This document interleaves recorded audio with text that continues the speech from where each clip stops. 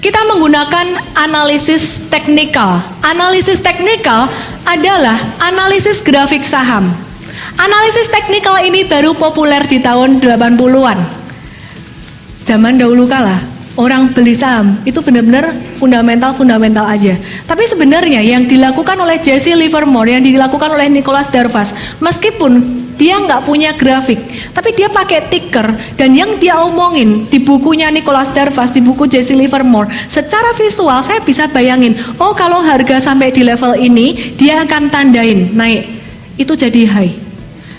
Kemudian kalau turun, mentok sampai sini pas dia balik naik, itu ditandain. Secara grafik, itu kalau kita tandain, itu jadi kotak. Kan waktu itu belum ada grafik, jadi dia pakai imajinasinya, dia pakai angka kayak gitu, tapi itu dasar analisis teknikal. Namanya dia masih pakai ticker trading itu ya. Jadi masih pakai angka-angka seperti itu, tapi itu dasar dari analisis teknikal sebenarnya. Nah, analisis teknikal ini mulai populer tahun 1980-an. Apa yang kita lakukan dalam analisis teknikal? Yang kita lakukan adalah membaca grafik, bukan memprediksi. Karena ketika kita memprediksi, maka ada unsur pembenaran dalam diri kita. Ketika Anda baca grafik, sama seperti Anda baca GPS. Oh, ini kasih tahu jalan ke sini, kasih tahu jalan ke sini. Yang Anda lakukan bukan nanti GPS-nya pasti kasih tahu saya ke sini. Enggak. Yang Anda lakukan adalah membaca, bukan memprediksi. Nah, bagaimana cara kita membaca grafik? Banyak orang yang ketika saya sodorin grafik, bingung. Saya mesti gimana nih? Sebenarnya ada beberapa step yang perlu kita lakukan supaya kita bisa mengambil kesimpulan dari sebuah grafik. Step yang pertama adalah Anda identify dulu. Identify apanya? Nanti saya akan ajarin Anda tentang bagaimana melihat pattern. Saya akan ajarin Anda bagaimana melihat tren. Saya akan ajarin Anda bagaimana melihat volume. Saya akan ajarin Anda bagaimana melihat candle dan juga 1 atau 2 indikator sederhana. Yang Anda lakukan adalah bikin checklistnya. Nanti saya kasih tahu checklistnya. Anda cek, oh trennya gimana, volumenya gimana, patternnya apa. Oke, informasi sudah didapat, baru kemudian Anda determine arahnya. Apa artinya determine? Sebagai seorang trader, yang kita lakukan adalah sebenarnya trading by probability. Artinya apa? Kita determine probability harga mau naik berapa persen. Kalau probability harga mau naik di atas 50%, baru kita masuk. Tapi kalau probability chart ini dari hasil identify menunjukkan harga mau naik sekitar 50% aja nih, jangan masuk.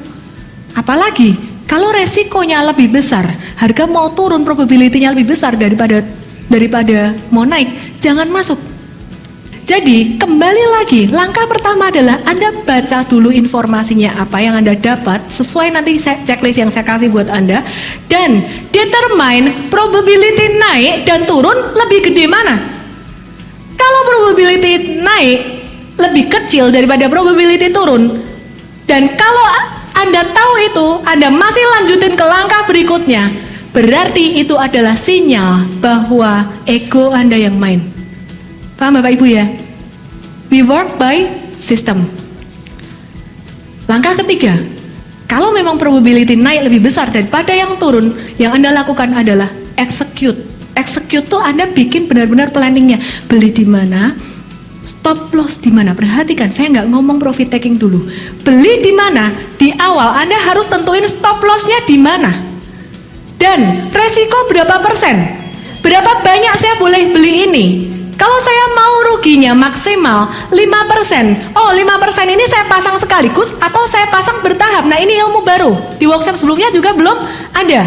Caranya ntar saya ajarin di hari yang kedua besok ya. Jadi ketika Anda melakukan execute ini, boleh Anda catat, yang paling pertama Anda harus lakukan adalah memikirkan seberapa besar resiko yang akan muncul. Bukan mikirin bisa untung berapa. Ya, probability Anda bisa lihat sebelumnya, oh probability naik memang lebih besar. Tapi di sini Anda harus tentukan dulu resikonya berapa banyak. Ketika Anda membuat sebuah key action strategi atau trading plan. Saya siap rugi berapa banyak? Stop loss di mana? Boleh beli berapa banyak? Oh, misal Anda mau beli, misalnya Anda punya uang 1M. Mau beli 10 saham, paling banyak 10 saham misalkan ya. Satu saham berarti Anda mau beli 100 juta. 100 juta ini Anda juga harus mikir ketika Anda execute, belinya beli langsung atau beli separuh, beli sepertiga, beli seperempat. Itu kita pelajari besok. Nah, kemudian setelah Anda beli saham, yang Anda lakukan adalah feed forward, dianalisis ulang, balik lagi. Ketika saya punya saham, dan saham saya belum kena stop loss, seperti yang saya lakukan tadi malam, saya ngecek, oh grafiknya kayak gimana, agak merah-merah dikit nih, rugi sekitar 3%-an, tapi belum kena stop loss. Saya cek chartnya, ternyata belum turun loh, maksudnya ini posisi masih bagus loh, dan malah di area ini adalah area best price. Ketika saya mau beli waktu itu agak telat belinya, ambil di atas dulu separuh, turun ke area best price. Jadi saya tadi malam nambah lagi.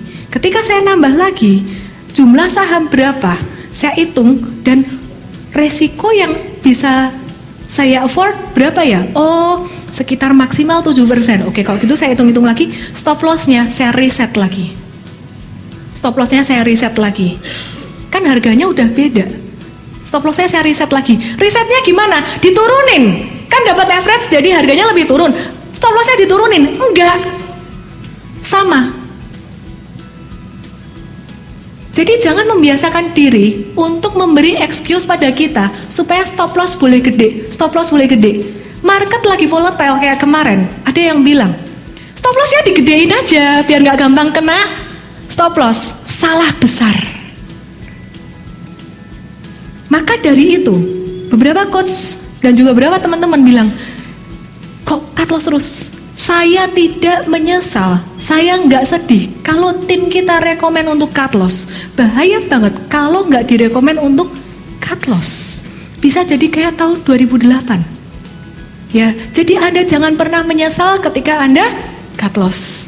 Celebrate small losses, karena Anda tidak harus menghadapi kerugian yang besar.